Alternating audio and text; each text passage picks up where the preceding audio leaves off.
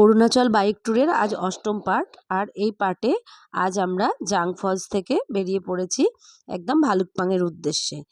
আজ আমরা ভালুকপাং পর্যন্ত যাব, আর পথে একটা ভিউ পয়েন্ট আছে নাগ মন্দির দর্শন করে আমরা বেরিয়ে যাব ভালুকপাংয়ের উদ্দেশ্যে। তা পুরো রাস্তায় এখানে ভিউ, আলাদা করে কোনো ভিউয়ের জন্য দাঁড়াতে হবে না বা কিছু। যেতে যেতে প্রচুর দেখার জিনিস, মানে দেখার বলতে প্রাকৃতিক সৌন্দর্য, একদম নৈসর্গিক দৃশ্য পুরোটাই। আর যতটা পেরেছি আমি ক্যামেরা বন্দি করতে পেরেছি, আর সবটা তো সম্ভব না। যাই হোক, পাহাড়ি রাস্তা খুবই খাড়াই ছিল। আর পাশে বয়ে চলেছে দিরাং নদী একদিকে বয়ে চলেছে, আর উপরের রাস্তা দিয়ে আমরা চলেছি। যেতে যেতে আমরা প্রবেশ করলাম সেলা টানেলের ভিতর দিয়ে যাওয়া একটা অন্য রকমের অভিজ্ঞতা হলো। আর আসার সময় আমরা আসিনি টানেলের ভিতর দিয়ে, এমনি পাহাড়ি রাস্তা দিয়ে এসেছি। আর এখানে রাস্তাটা অনেক স্মুথ হয়ে গেল, অথচ পাহাড়ের উপর দিয়ে যাচ্ছি আমরা। আর টানেলের মাধ্যমে গেলাম বেশ 4.5 কিলোমিটার রাস্তা। এইভাবে একদম নিমেষের মধ্যে পৌঁছে গেলাম। যেটা পাথরের রাস্তায় গেলে বা চড়াই উতরাইয়ের মধ্যে দিয়ে অনেকটা সময় লাগতো, এখানে অনেকটা সময় বেঁচে গেল আমাদের। আর রাস্তাটাও অনেক স্মুথ ছিল।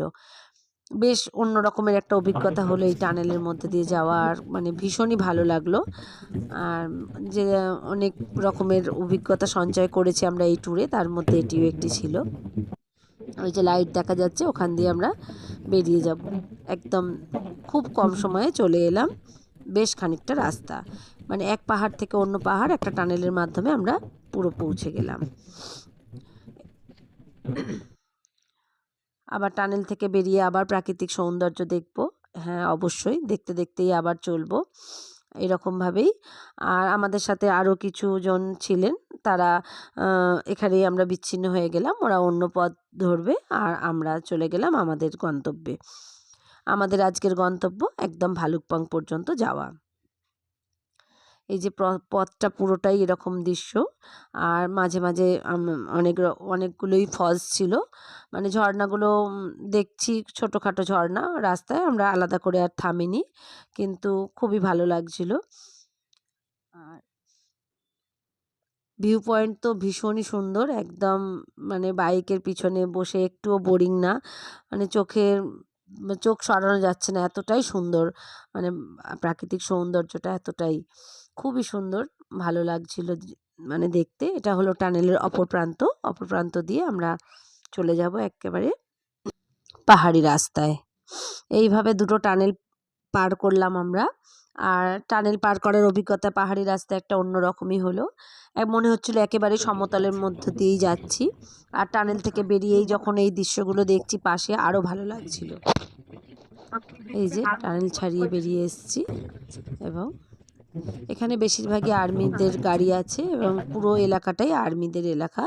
আমরা অনেকটা নেমেছি, এখানে একটু আমরা হল্ট করছি। আর পাহাড়ি ফুল দেখলাম একটুখানি, বেশ ভালো লাগলো। বনে জঙ্গলে হয়ে রয়েছে, অথচ কত সুন্দর। এইরকম নদী দেখে তো আমরা পাগল হয়ে যাচ্ছিলাম, নামার খুব ইচ্ছে ছিল। আর কোথাও কি দৃশ্য দেখো, কোথায় ছিলাম কোথায় নামছি, আস্তে আস্তে নামতে বলো, নামতে নদীর ধার দিয়ে এবার চলে যাব। ওই যে নদীকে নিয়ে নিয়েছি। পুরো অরুণাচল প্রদেশটাই খুব সুন্দর জায়গা, মানে খুবই ভালো লেগেছে। 8-10টা দিন যে কিভাবে কেটে যাচ্ছে আমরা বুঝতে পারছি না। আর এরকম যদি নদী, আর তার পাশে যদি এরকম একটি শহর, কতটা ভালো লাগতে পারে। আর এই যে দিরাং নদী বয়ে চলেছে, এই নদী ধরেই এবার আমরা এগিয়ে চলবো। আর এগিয়ে যেতে যেতে আমরা চলে গেলাম একেবারে নাগ মন্দির। তা নাগ মন্দিরে ঢোকার মুখে আমরা বাইক রাখছি, এরকম সময়তে একজন হিন্দিভাষী তিনি বললেন যে নিচে আর্মিদের ক্যাম্পে ওখানে ভান্ডারা চলছে, আপনারা শিগগির ওখানে চলে যান। কেননা বেশ দুপুর 3টে পার হয়ে গেছে, মানে ওনারা এবার অনেক সকাল থেকেই দিচ্ছেন ভান্ডারা। মানে এরকম নাকি হয় বছরে একটি দিন, সেটা লাকিলি আমরা পেয়ে গেছি। তা আমরা চলে গেলাম ভান্ডারায় প্রসাদ খেতে। আগে মন্দিরে উঠিনি, উনি বললেন মন্দিরে উঠতে গেলে অনেকটা সময় লাগে। আইটেমও প্রচুর, বাঙালিদের পুরীতে হয়।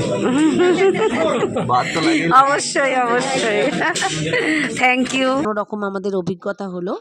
আর মানে আর্মিদের যে বড় অফিসার তারাও আমাদেরকে সমানভাবে খাবার দিচ্ছেন, এমনকি মানে কোনো কিছু আগের যারা খেয়ে গেলেন দেখলাম তাদেরকে থালা তুলতেও দিলেন না। মানে এত ভালো লাগলো।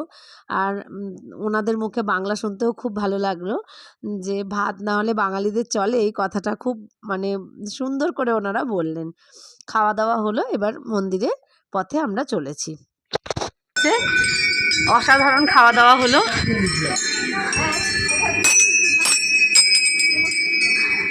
প্রসাদ খাওয়া হয়ে গেছে, এবার মাতার দর্শন করতে এসেছি।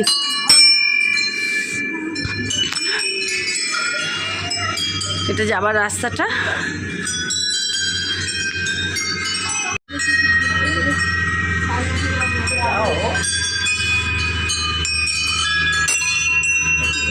চলো আমাদের তাড়াতাড়ি যেতে হবে।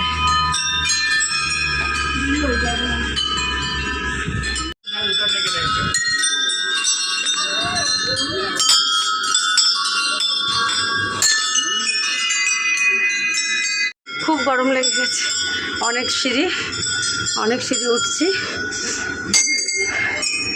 প্রসাদ খেয়ে পেট ভরে ফেলেছি।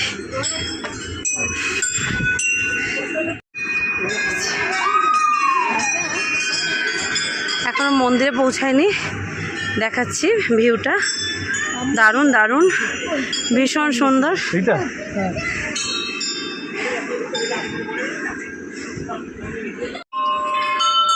মন্দির বেশ অনেক উঁচুতে, অনেক সিঁড়ি পার করে আমাদের উঠতে হলো। আর মাঝে মাঝে আমরা থেমে যাচ্ছিলাম আর পারিপার্শ্বিক ভিউটা দেখছিলাম। সত্যিই নৈসর্গিক দৃশ্য, খুবই সুন্দর।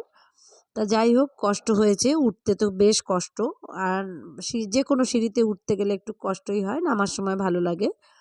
তা নাগমাতা না, এখানে নাগদেব লেখা আছে, নাগদেব মন্দির, নাগ মন্দির, কিন্তু দেব হিসেবে পরিচিত। প্রথমেই মহাদেবের দর্শন, ওম নমঃ শিবায়। আর মন্দিরটি খুবই অন্ধকারের মধ্যে ছিল, একেবারেই মানে আলো ওখানে ছিল না। আর তার মধ্যে থেকেই যেইটুকু ক্যামেরা বন্দি করতে পেরেছি। এই যে মূর্তি, একেবারেই অন্ধকারের মধ্যে নাগদেব বসে রয়েছে, আর পাশ দিয়েই নদী বয়ে চলেছে। আর এই যে মন্দির থেকে বাইরে, মন্দিরের বাইরেটা।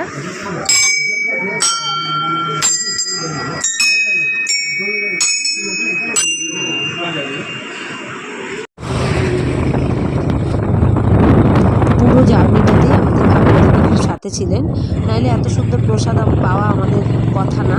একটু লেট হলে বা আমাদের যদি যাবার সময় নাগ মন্দিরটা দর্শন করতাম তাহলে তো এদিক দিয়ে আর ফেরার কথা ছিল না। আর বছরেই একটি দিনই ভান্ডারা দেওয়া হয় এখানে শুনলাম, সেই দিনটি আমরা পেয়ে গেলাম। আর আমরা খাবার পরই আর্মিরা তারা সব গুছিয়ে তারা উপরের দিকে উঠে গেলেন।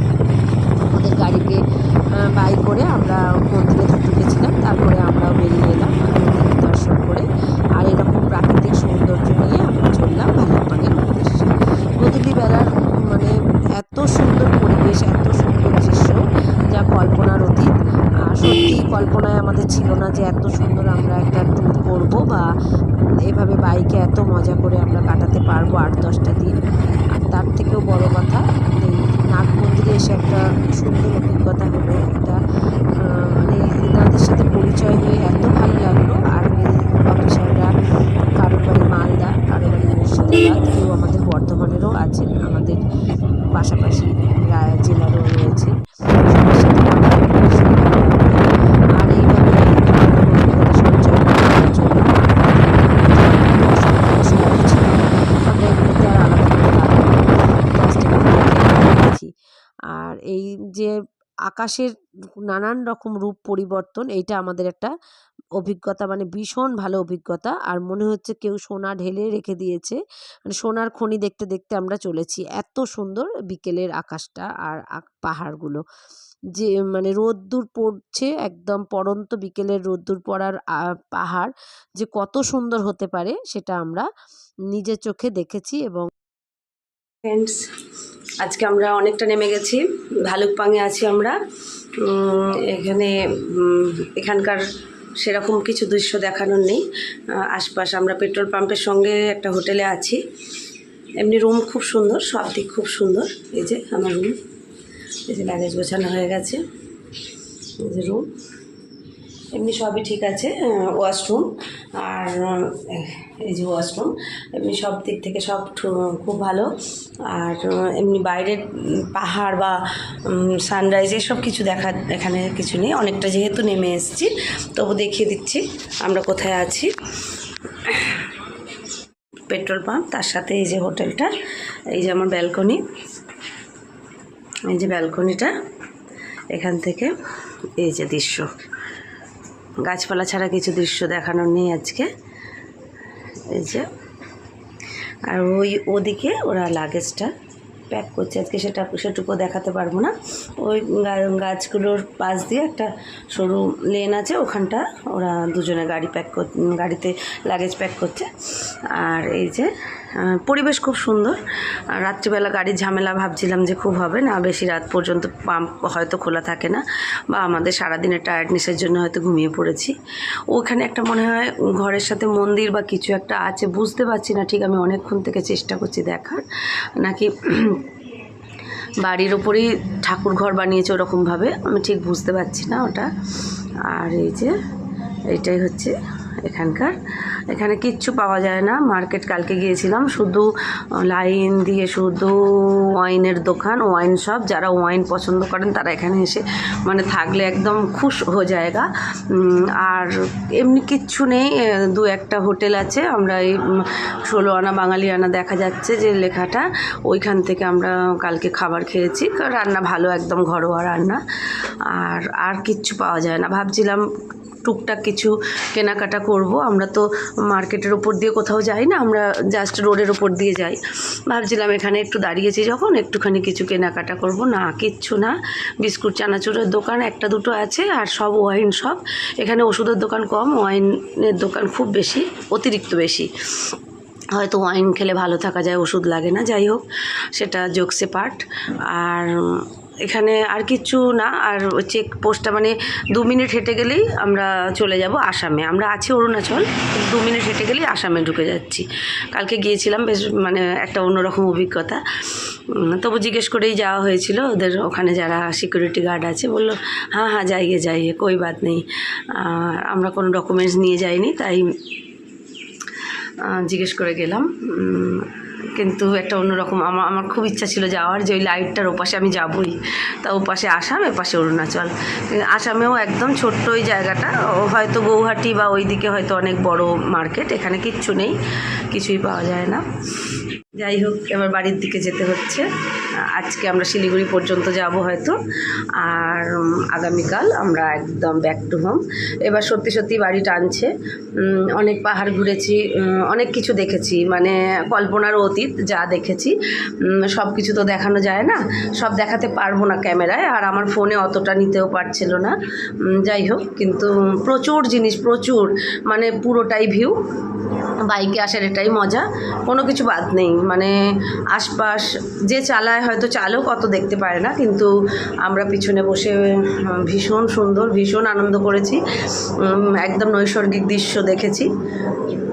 আসুন সবাই, বাইকে আসলে তো মানে খুবই ভালো। যারা বাইকে স্বাচ্ছন্দ্য বোধ করেন না বাকি, অবশ্যই একবার ট্রেনে প্লেনে ট্রাভেল করুন। অরুণাচল দেখার মতো, সত্যিই দেখার মতো একটা শহর আর রাজ্য তো অবশ্যই। আর তাওয়াং, দিরাং, এগুলো এক একটা শহর। দারুণ, মানে ভীষণ ভালো অভিজ্ঞতা হবে। মানে 8-10টা দিন কিভাবে কেটে যাবে ভাবতেও পারবেন না। এখন তো বাড়ির দিকে যাব সমতলে, অতটা কিছু তো ভালো লাগবে না, বোরিং রাস্তা। আমি বাড়ি থেকে বলে এসেছিলাম যে আমাকে গৌহাটি হোক বা শিলিগুড়ি হোক থেকে ট্রেনে তুলে দিও। তা গৌহাটির ওদিকটা যাচ্ছি না আমরা, এখন কালকে পর্যন্ত টিকিট দেখেছে, তা এখন মন পাল্টেছি যে না, তোমার সাথে এসেছি, তোমার সাথেই বাইকে বসেই যাব, কষ্ট যখন হয়নি। কারণ যদি কষ্ট হতো তাহলে অবশ্যই আমি ট্রেনে চলে যেতাম, কিন্তু এতটুকুও কোনো কষ্ট বুঝতে পারিনি এখনও পর্যন্ত, কোমরে ব্যথা বা পায়ে ব্যথা কিচ্ছু না। খুব মজা করে এসেছি, আশা করি মজা করেই দুজনে যাব। তাই আমি টিকিট বললাম দেখতে হবে না, দেখা যাক কি হয়, বাড়ি গিয়ে কথা হবে। হল্ট করলে নিশ্চয়ই ভিডিও করব, কোথায় কোথায় আমরা হল্ট করছি। অবশ্যই আজকে তো শিলিগুড়িতে হল্ট করছি, সেরকমভাবেই কথা হয়েছে, দেখা যাক, চলো।